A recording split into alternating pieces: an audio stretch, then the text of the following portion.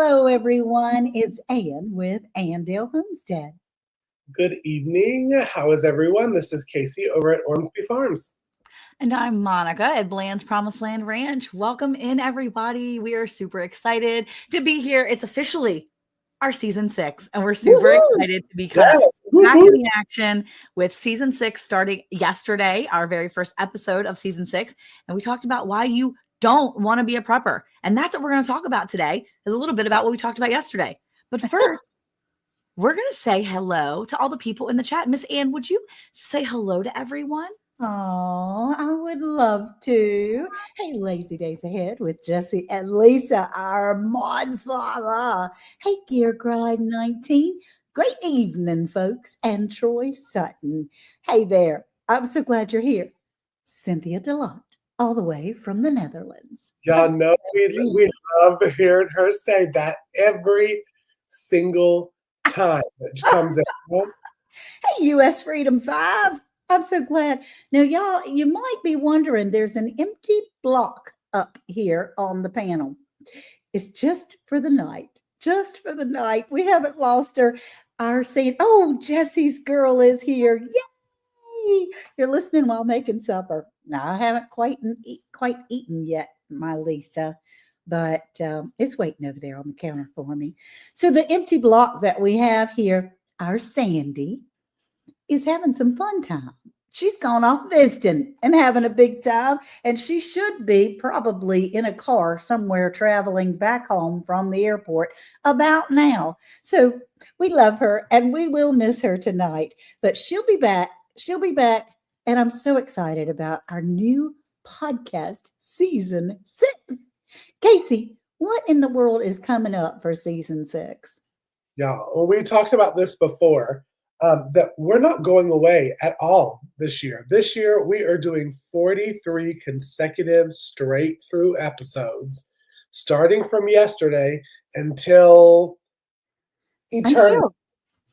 Until. And it's 43 because we didn't start January 1. Is that right? So it's Correct. all of 2025.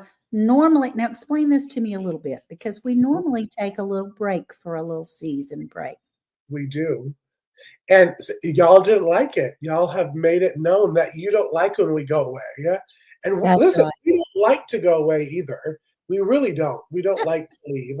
So we thought, why not pre-record and do episodes every Monday all year? Yes. Every Monday throughout 365 days. Now, there won't be 365 episodes, but you get what we're doing with it.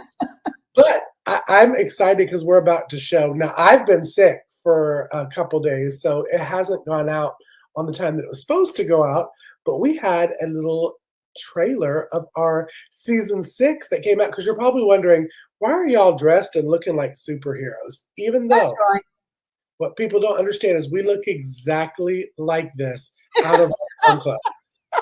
So just so you know, that's exactly how we look. We didn't do any editing. But you're probably thinking, why are y'all dressed like superheroes? And we're about to show you why. This is called Homestead Heroes. Our season is Homestead Heroes. And it was supposed to go out a couple days ago, but it's going out now. So here is our trailer for 6 of Round the Hay Bale.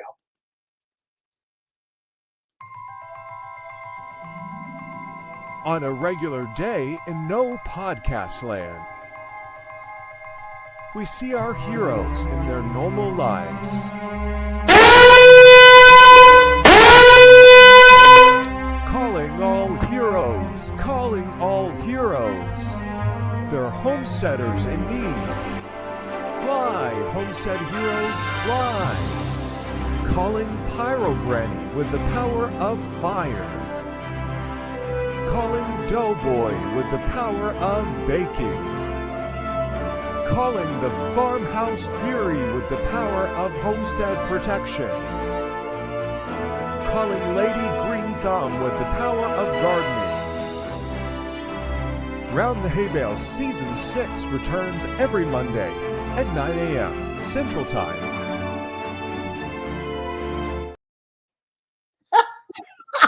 That was awesome. Oh my gosh, that was so great. like in charge, behind y'all. the Help scenes, it. like, look, before we get into our topic tonight, a behind the scenes look. We pre-shoot our little side things before they're edited and put into Mhm. a little trailer. And I got little messages from a couple people at the end of their videos, like Miss Ann. She would shoot her video and then she'd look in the camera and she's like, I'm going crazy. I was saying, There, and my mind completely. it What is I do for YouTube. really, and I may at some point put all the little videos together of us doing it off screen and together. It's funny. But anyways, we're talking about why not to be a prepper. Now, I just want to clarify for those that watch, I misspoke on the podcast, and we are a no edit podcast, so I didn't edit it out, but I said why not to be a homesteader, which was incorrect. I was speaking too fast. And what I meant to say was, why not to be a prepper? Because that's what the episode's about. So we're talking about being a prepper compared to being a prepared homesteader. And I know I did in my channel. If you go over to Ormsby Farm, I did a poll. Are you a homesteader or a prepared homesteader? Or are you a prepper? So go over and vote. We'd love to hear. This is your time now. If you are a prepper, let us know in the chat. We'll bring it up. We're not scared to have a good conversation, y'all. We love our preppers. We were just talking about our opinions on why we are prepared homesteaders instead of preppers. So, Ann, also I'll pitch it over to you.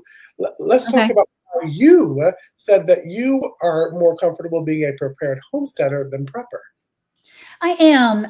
Now, don't get me wrong. I was discussing that with a friend today about what we're talking about tonight and what our podcast was about, as far as, are you a prepper, or would you rather be a prepper or a prepared homesteader? And by the time we ended our conversation, it all depends on the length of time that you're talking about and your circumstances, of course. You know, are tanks coming down the street, or are you having a terrible hurricane and things are bad? So that might change just a little bit of the way that we answer.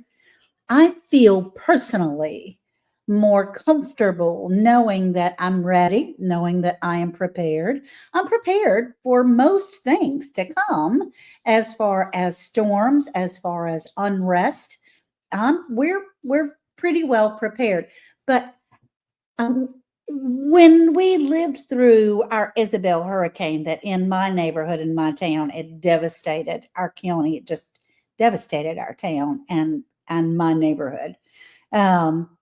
But we got together as a neighborhood. Everybody in my little circle that was on my street, you would come out of the house and there'd be a giant bag of charcoal left on your steps. Or you come out the next day and there's a big 5-gallon bottle of water that had been left. And we did the same. If we had it, they had it. And if they had it, we had it. We pulled together our resources to be able to survive. And that's where I feel more comfortable, is knowing that I do all these things. I learn all these skills, but I seriously want to be able to have them in order to be able to look after myself, my family, and my friends and neighbors as well. So, Monica, how do you feel about that, honey? Oops, sorry, I'm working on computer stuff over here too, trying to make sure I'm good. You know, I agree with you. You know, I think that prepping isn't necessarily a thing that you shouldn't do. I think it's important to be prepared and to prep.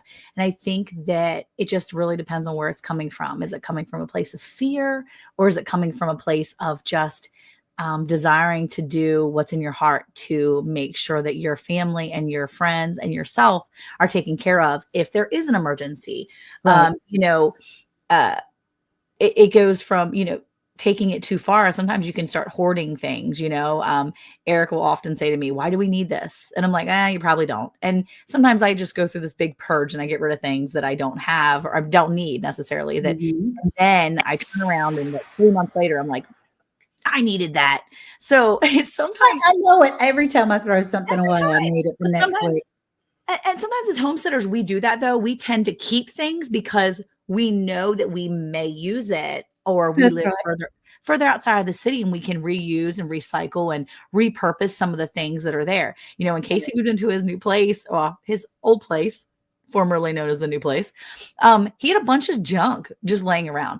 And I remember Alicia and I both telling him, save this. You can do something with, I think there was actually a toilet there that Casey was like, I am throwing this out. And Alicia's like, make something with it. And I'm like, I'm with you, Casey, throw it out. But it was so funny though, because she was like, you could repurpose this.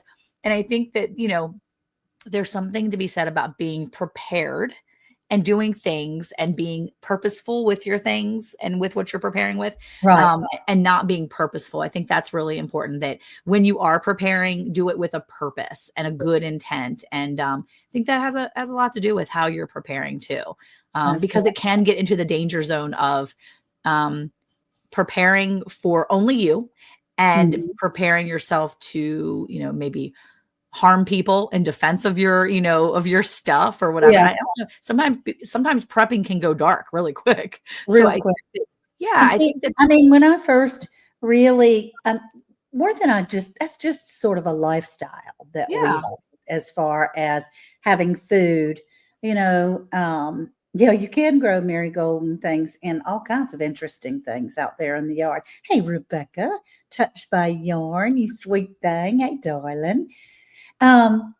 But I was thrilled and listening intently to my YouTube family about how to make this and do that and prepare and learn all these great skills and wonderful things. And then the other side started peeking its head where don't be coming up my driveway, or don't knock on my door, or don't bring that friend that's going to bring his cousin's wife's children. I don't have anything for anybody else. I work this hard. You do yours. I did mine. Well, there's something to be said about protecting your family and wanting to be able to protect for yourself and the people that are coming alongside of you and helping you to prepare. Because there are some people that will just come and take. And I guess you have to look and see what the Lord has in your heart and how he wants you to deliver those things to the people. Because there's been times where, Eric and I have talked and we said, okay, we live in a place where a lot of people know where we are. I sell beef, I sell pork, I sell things from my home. So there's plenty of people that know where I am, but I also have very, very bitey dogs. And we do have protections. And I have protections in place. And, Eric and I had spoken before and he said, if something happens, where are the location of our animals, where the location of our garden is, where these things are, we'll have to sit people out around the clock to protect it. We'll have to sit people out there. And I thought, okay, well, if that's where it comes down, that's where it comes down to. So I think that there's something to be said for being prepared in that way too, mentally. But it's not out of fear. It's out of just sheer protection. I'm not afraid I'm going to run out.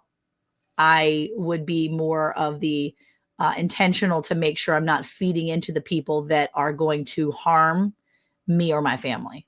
Right. Does that make sense? Like I wouldn't want to invite people into my home that I know are harmful. And even if they need things, I just have maybe that would be really how the Lord would have to work on my heart and be like, no, Monica, let him in. Sure. Well, there are those that are coming to rob, steal, lie, and deceive. And then there are those that are coming because they're desperate and hungry and they need some love and some help. So Casey, how do you feel about this? We all, I think, all of us, the three of us, even maybe Sandy, I don't know, but we went through a spell of I gotta have for a lifetime, practically for 30 years. And now it comes down to 3 days, 3 weeks, 3 months. How do you feel about that, Casey? I think one thing that re-listening back to the podcast, for those that don't know, we do pre-record our podcast. It's always interesting to re-listen back to them because you learn or hear something that you didn't hear when you're actually recording. Right, that's right. Yeah. And one thing that we always say is that Sandy spews so much amazing knowledge that you really need to just soak up when you're there in the moment. Yeah. And one thing that she did say so eloquently is what I talk about all the time is I'm a big canner. We're all big canners, okay? Preppers always want to prep for what, 5, 10 years, some do 20, yeah? There's really, if you're a prepared homesteader, which there's that fine line, I mean, we're walking the line on prepper, prepared homesteader, the knowledge that you have, there's no need to have 10 years. Because let's be for real, do all of us have 7,000 square foot homes that are sitting on? And we can store enough for 5 or 10, 15, 20 years. No, well, we don't. To be for real, for real. There's a couple things that, yes, I think we talked about rice, we talked about flour and sugar. Yep. We definitely can get more into that kind of stuff. If you're enjoying this kind of topic that we're talking about, leave us a comment and let us know. But there's the certain ones, because listen, can the 4 of us grow rice on our homestead? Probably. Are we going to grow the amount that we need for the whole year? Nah. Do we want to deal with all that stuff that you have to do to get the rice? Heck no. Yeah. So preparing that side of stuff, but when you get into like preparing tomatoes or meat or that, we've talked about it on our podcast. A boy and a girl equals another living thing that would be turned into your quote unquote meat. A rooster and a hen, you're going to have more chickens. So that means you don't necessarily need to prep canned or dehydrated or freeze dried, even though it's good to have meat in your cupboard, because you have a breeding machine that's right outside your door. Same thing with pigs, same thing with cows. A boy and a girl equals another living thing that can turn into your meat. So there you're good. Yep. We talked about tomatoes on many of our episodes. You get 1 tomato organic from the grocery store. You save the 4 kajillion seeds that are inside the tomato. You have 4 kajillion seeds, maybe not all of them, maybe just half a kajillion, germinate, and you get plants. Grow another 10 to 20 pounds of tomatoes, which is 7 to 8 quart jars of diced tomatoes. So now you have 8 times a half a gajillion. That's all right. You're not really, you're hoarding. As Monica said, at that point, you're just hoarding. Now, to have backup just in case, yes. Having backup of like the Crisco that Ann talks about for having, starting fires. Yeah, the candles, Crisco candles. There's different things that we're not saying don't prep. Well, I was going to ask, if you're here in the chat, if you would put what's your number one thing that you personally would or do prepare for? What do you prep? What is that one thing you prep with an item? Because here's the thing, there's going to be items that you maybe should prep because you can't grow it yourself. I don't know anybody in here that's growing rice. Not in this panel, not in our immediate company. We're not. Who does sugar cane? But I will say, like, I grow stevia, and if I needed a sweetener that I needed to do, I could do stevia in my stuff because my leaf stevia, I can use that for my iced tea. I can use that to sweeten things. I can dehydrate it. I can grind it into a powder, and I can practice using it now so that I have the skill to use it to sweeten if I needed to sweeten my foods without sugar. Right. Hey, right. Lori. So I think that's where we're going to go next week too. If you stay tuned and listen to next week's podcast, you'll hear us talk about the things that you can do to avoid just feeling like you're just living in that prep zone where you're only preparing and you're only buying, because there's a lot of people that don't have the money to buy. I don't have all this extra money to pour into prepping things. But I know that I can learn the skills that I can be ready as a prepared person, Okay. So they prep eggs and milk. They freeze dry eggs and milk. That's great. I love that because, there are times where your animals don't lay the eggs. Your chickens, your ducks, your poultry, they're not laying eggs. I water glass since I don't have a freeze dryer, but I would love a freeze dryer. If you're out there and you want to send me a freeze dryer, anybody, I will take it. And harvest rice. Yeah. But I mean, that's right. That's a great thing to prep. And, cause I don't have a milk cow either. So that's not something I'm easily grabbing. I can say, funny story about Monica and the milk cow. Like maybe second season of the podcast, we were talking about something. You totally don't like me. I know you don't. And I said something to Monica. I was like, "Oh, to have you could have unlimited source of milk." She said, "Hi, do you even watch our channel? We don't have At all, ever. At the beginning, I was like, are you one of those 500 people that watch us? Because obviously you're not. And that was also during the time that I didn't know the difference between milk cows and dairy cows. Yeah, well, you learn a lot with your friends on YouTube. You do. That was my story. As Monica's like, "Hi, do you actually watch our channel?" Beef milk cow. He's like, Occasionally. I'm like, we only have beef. Oh, Right. Lisa quit laying eggs years ago. Oh my gracious. Rebecca Oh, said she has dried beans, rice, and popcorn. Mhm. Those are great things to Those prep are great. they because are great things. they're not really expensive. You can get them in smaller quantities and store up. You have great ways to store them to keep them longer. They'll last through the year. You can use them, replenish them, and you're not really growing them. Now, I can grow beans, so I don't Mhm. prep beans. I don't store beans, but dried beans, it takes a lot of dried beans to make up Yeah. that bag that you buy in the store for like $1.50 or whatever. So So I got time for that. Like honestly, like if you do, wonderful. yeah, I am so happy. For you. I love that. I love it.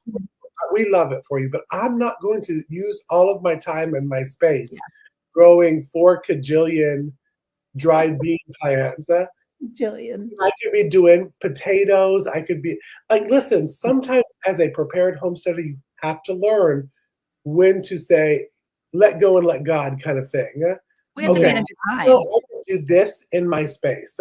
Yep. I know that I can bless somebody else by buying this from Mhm. their homestead during the year. I know that I can waste money at Costco buying the dried beans and the rice. And that's how you be prepared. Maybe not necessarily trying to grow 100% of what you eat, because you may get yourself in a little rut, because it is close. I won't say impossible, because we'll get those comments, but it's pretty close to get to 100% of what you eat. Well, I think if you eat very simply too, because Mhm. we do eat over and above what we really need, right? Eric said, I wanted to see my wife, so I came in here. He literally pulled up to the house as I was turning this on, and I ran out before I logged in to go out there to see if I could go say hi to him. And he was still in the Jeep. So I was like, okay, I'll wait, and then I'll come in here. Eric. But I think it's Eric, worth thank you. mentioning that if you have the ability to grow something and you want to eat it, you know, it's worth trying it once or twice. Like I know that I can grow all kinds of beans. I know that I can. I grew the pinto beans. I grew the kidney beans one year, and I successfully dried them out, put them in a baggie, and then we used them for school. Actually, I never replanted them. I just used them for schoolwork, and we used them as beans counters for school. But Yeah. I know that I have that capability. I know I've done it, and now I feel confident in my ability to regrow them again. Same thing with processing meat or doing anything that you grow for your food or your family. We just learn how to do it one time. Do yourself that favor so that you have that confidence and you're not preparing out of fear. You're prepping because you're just kind of filling in those gaps, right? You're filling in the blanks where you aren't able to grow it or do whatever. You're filling in those gaps now that you know how to prep your, the empty spaces. So That's right. And honestly, if I hoard anything in prepping, it would be knowledge, because that doesn't take up, well, it takes up my brain space, but it doesn't take up anything else. As far as I'm learning to be able to grow all these things. Therefore, I don't need to, we're learning hydroponics, yeah. hyperponic, help me out. It's the water, and then you get the fish, aquaponics, hydroponics, aquaponics. We're learning with grow lights. You learn all kinds of things that you can grow inside during the winter, or any time of year. So we're learning to grow in alternative ways. We're learning how to make something, you make lemonade out of a lemon, because we're That's a good one. thinking out of the box of what to use for different items for light or heat or Yeah. cooking source. Or, being able to, we've prepared by canning. So we got a lot of canned stuff in there. But what I'm saying, or what we're saying, or hopefully what we're all saying, is when you get a freeze-dried can of potatoes, say you live in an apartment, you get a freeze-dried can of potatoes. That's great. That's awesome. Fantastic. But that is finite. The knowledge of being able to know how to grow, how to start, how to grow your own potatoes, that's a never-ending thing. Yeah. So I just think that's pretty cool. Yeah. And can I quote Miss Ann also from the podcast? And she said a lot about this on learning the knowledge of what you're growing. But while Dollar General is still open, Go to Dollar General. learn the knowledge, because right now the stores are still available for you. We're not saying stop everything, cut everything off, go and try to be a off-grid homesteader. Yeah. Gather that knowledge, whether it's learning learning sourdough one month, and then the next month you're going to watch the gardening videos and learn how to garden better. Take it small steps, step by step, learn different things, write it down if you feel that you need to write it down in a journal or a notebook or print out stuff and to keep it. But being prepared with knowledge is what we're pushing. We're not hating on the preppers. So No. coming here dragging us through the comments. I'm just saying. Well, I think it's not even about. Go ahead. No, Lori from It All Adds Up, Lori, we're prepping what we can because society has already proved we need to. Yeah. And I totally understand that. And I think that's wonderful. And Lori, I see your videos. I know what you have going on up in there, and your birds and your tortoises and all those great things. She's a great gardener, and they're all inside right now. They have snow on the ground. And so it's wonderful that they're able to have the knowledge, have the wherewithal to be able to do that. Yes, you do need certain supplies. Yes, you want to be able to have something that's ready and that you can have the ability to make on your own. But I mean, there are people that are learning to make alcohol products. There are people that are learning to use cooking oil to run their automobiles instead of gas. So I think that it's a never-ending learning process. Hey, Christine, I think that was the main idea too, and it was really the big idea for both of our episodes, is that it's not about not being a prepper. You can be a prepper all you want, but it's about being prepared and being a prepared homesteader. Because when you're a prepared homesteader, you're teaching yourself to learn the skills. You're learning things to be more prepared, all while you're prepping and taking care of yourself and your family. And the Chinese proverb, give a man to fish, you feed him for a day. Teach a man to fish, and you feed him for a lifetime. There you Learn go. the skills so that you don't have to worry about prep. Bring it all in. It's more about Here. I know how, and don't be afraid. Do it with a purposeful heart and with good intentions. And when you find that purpose and you're not doing it out of a fearful heart and a fearful goals in mind, then I think it's a lot easier to digest, and it's a lot easier for you, and it's easier on your mind and your heart, because when you're just constantly grabbing things and just picking this up at the store and doing this and doing that, it can be a lot. It can get away on your head and your heart.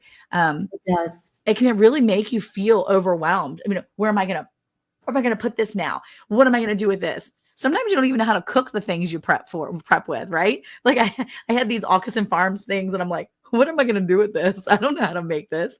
One of them I bought one time, and I was like, I'm not going to eat this. I'll eat it if I'm in dire need. Yeah. If we're starving to death. Yes, my mother-in-law said the same. She's like, well, I don't really eat potatoes, but I'm going to buy these because if I need to, I will.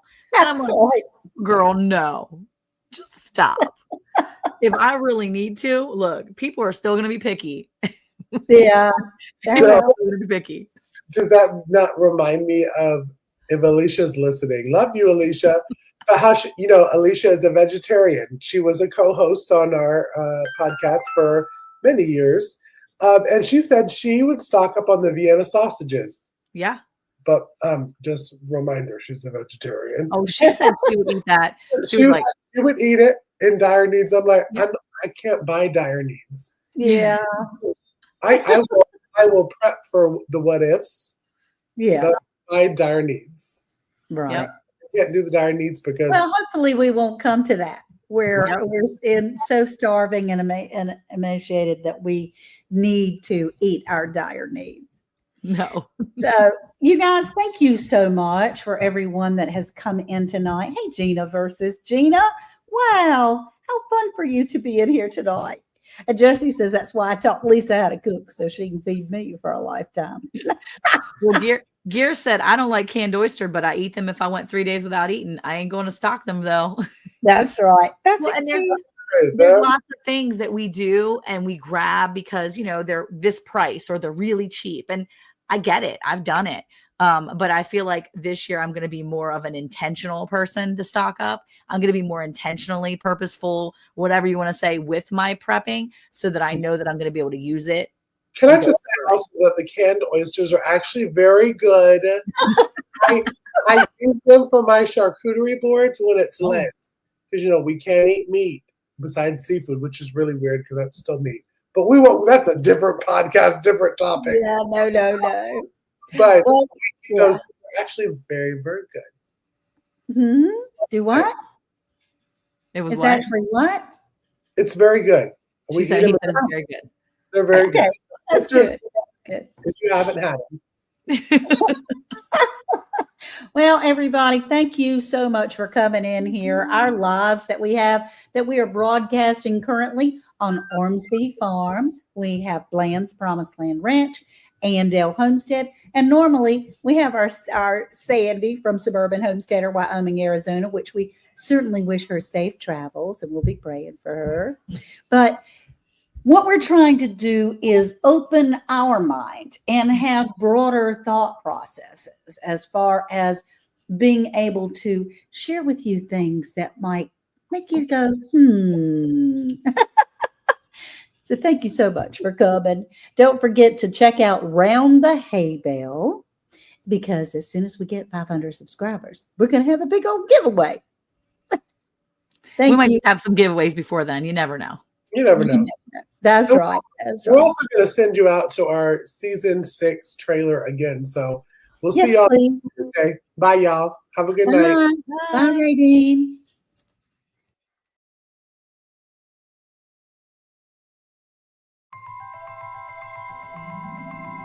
On a regular day in no podcast land, we see our heroes in their normal lives. Calling all heroes, calling all heroes. They're homesteaders in need. Fly, homestead heroes, fly. Calling Pyro Granny with the power of fire. Calling Doughboy with the power of baking. Calling the Farmhouse Fury with the power of homestead protection. Calling Lady Green Thumb with the power of gardening. Round the Hay Bale Season 6 returns every Monday at 9 a.m. Central Time. Hey Monica, did you know it's now even easier to listen to Round the Hay Bale podcast? What? Really? How easy? That's right. All you have to do is say, Alexa, play Round the Hay Bale podcast. Playing Round the Hay Bale podcast on Apple Music. Ooh, we're really fancy now. Tune in to Round the Hay Bale every Monday at 9 a.m. Central Time.